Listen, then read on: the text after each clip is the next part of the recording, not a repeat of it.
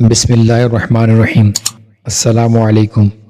حضرت ابو درداء رضی اللہ تعالیٰ عنہ نے ارشاد فرمایا، میں نے نماز پڑھنے میں کسی کو حضرت صلی اللہ علیہ وسلم کے ساتھ اتنا مشابہ نہیں پایا جتنے حضرت معاویہ رضی اللہ عنہ آپ صلی اللہ علیہ وسلم سے مشابہ تھے۔ ایک گھڑی کا غور و فکر رات بھر کے قیام سے افضل ہے۔ خوشحالی میں اللہ کو یاد رکھو، اللہ تعالیٰ آپ کو تنگی میں یاد کریں گے۔ جب تمہیں دنیا کی کوئی چیز حاصل ہو تو اس کے انجام پر نظر کر لیا کرو۔ میں یہ پسند کرتا ہوں کہ میں ان لوگوں میں سے ہوں جنہیں تجارت اور خرید فروخت اللہ کے ذکر سے غافل نہیں کرتی۔ پرسکون رگ میں اللہ تعالیٰ کی بڑی نعمت ہے۔ تم خیر میں رہو گے جب تک اپنے بھلے لوگوں سے محبت کرتے رہو گے۔ حق کو پہچاننے والا اس پر عمل کرنے والے کی طرح ہے۔ کسی آدمی کا اہل علم کے ساتھ چلنا، جانا، آنا اور بیٹھنا اس کی دینی سمجھداری میں سے ہے۔ بڑے یقین والے کی نیکی کا ایک ذرہ دھوکے میں پڑے ہوئے پہاڑوں جتنی عبادت سے افضل و رج ہے۔ لوگوں کو تکلیف نہ دو جب تک وہ مکلف نہ ہوں۔ لوگوں کا مثابہ ان کے رب کے مثابے سے پہلے نہ کرنے لگ جاؤ۔ اے ابن آدم، تجھ پر تیری اپنی ذات کی ذمہ داری ہے۔ جو لوگوں کے عیب جوئی میں لگ جاتا ہے اس کا غم لمبا ہو جاتا ہے اور اس کا غصہ کبھی ٹھنڈا نہیں ہوتا۔ یقین رکھو کہ نیکی پرانی نہیں ہوتی۔ خیر یہ نہیں کہ تیرا مال اور اولاد کثرت سے ہوں، بلکہ خیر یہ ہے کہ تیرا علم بڑا ہو، عمل زیادہ ہو اور اللہ تعالیٰ کی عبادت میں لوگوں سے مقابلہ کرے۔ خیر کا سکھانے والا اور سیکھنے والا اجر میں برابر ہے۔ لوگ تین قسم کے ہیں، عالم، متعلم اور تیسرے وہ ہر قسم کے لوگ ہیں جن میں کوئی خیر نہیں۔ علم حاصل کرو کیونکہ عالم اور متعلم اجر میں برابر ہیں۔ علم حاصل کرو اس سے پہلے کہ علم اٹھا لیا جائے۔ علم کا چلا جانا ہی علم کا اٹھ جانا ہے۔ کوئی علم کے ساتھ مزین نہیں ہو سکتا جب تک کہ اس پر عمل کرنے والا نہ ہو۔ میں ایسے علم سے جو نفع مند نہ ہو اور ایسے نفس سے جو سیر نہ ہو، ایسی دعا سے سنی نہ جائے، بیچنے کے لیے اللہ کی پناہ مانگتا ہوں۔ اپنی صحت و فرات کو ایسی آزمائش کے آنے سے پہلے غنیمت سمجھو جسے بندے دور نہیں کر سکتے۔ یتیم پر رحم کر، اسے اپنے قریب کر اور اپنے کھانے سے اسے کھلا۔ آدمی کو اس چیز سے ڈرنا چاہیے کہ اس سے مومن کے دل ایسے طریقے سے متفرق ہوں اس میں اس کا شعور نہ ہو۔ موت سے سب سے بڑا واعظ ہے۔ ایک ایک کر کے ہر کوئی چلا جائے گا، آخر کارروائی باقی رہے گی جسے موت نہیں آنی۔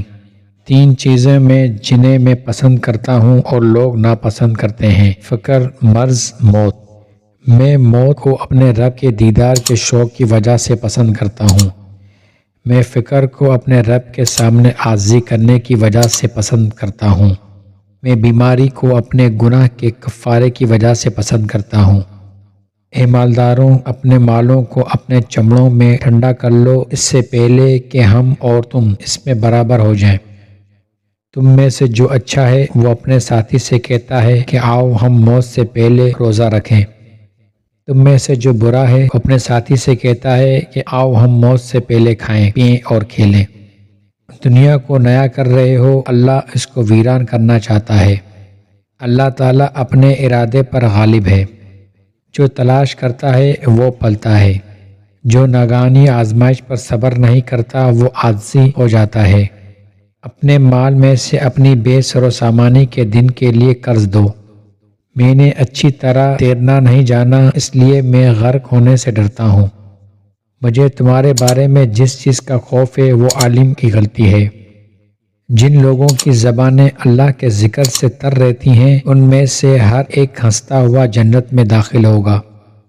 مجھے 100 دیناروں کے صدقے کرنے سے زیادہ محبوب یہ ہے کہ 100 مرتبہ اللہ اکبر کہوں۔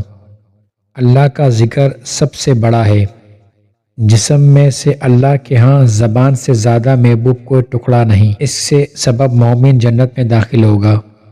کافر کے جسم میں سے اللہ کے ہاں زبان سے زیادہ مبغوض کوئی ٹکڑا نہیں، کافر اس کے سبب جہنم میں داخل ہوگا۔ جو موت کا ذکر کثرت سے کرے گا اس کی خوشی کم ہوگی اور اس کا جسم کمزور ہوگا۔ اے اللہ مجھے برابر کے ساتھ موت دینا، مجھے اشرار کے ساتھ باقی رکھنا۔ اے اللہ مجھے برے اعمال میں مبتلا نہ کر کہ جس کی وجہ سے مجھے برا آدمی کہا جائے۔ مظلوم اور یتیم کی بددعا سے بچو، کیونکہ اس کی بددعا رات کو لگتی ہے جب لوگ سوئے ہوئے ہوتے ہیں۔ میرے نزدیک سب سے زیادہ خطرناک آدمی وہ ہے جس پر کوئی زیادتی کرو اور وہ میرے خلاف اللہ کے علاوہ کسی سے مدد نہ مانگے۔ جب تک سوار آدمی کا غلام اس کے پیچھے پیدل چلتا رہے، اس آدمی کی اللہ تعالیٰ سے دوری بڑھتی رہتی ہے۔ اپنی زندگی کے پورے عرصے میں خیر کی متلاشی رہو۔ اللہ تعالیٰ کے نوازشات کے انتظار میں رہو۔ اللہ تعالیٰ سے مانگو کہ وہ تمہارے عیبوں کو چھپائے رکھے اور تمہاری مشکلات میں امن عطا فرمائے۔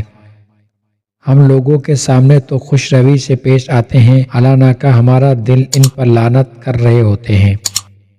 ہمارا حقیقی گھر ایک گھر ہے، ہم نے اس کی طرف منتقل ہو جانا ہے اور ہم اسی کے لیے عمل کر رہے ہیں۔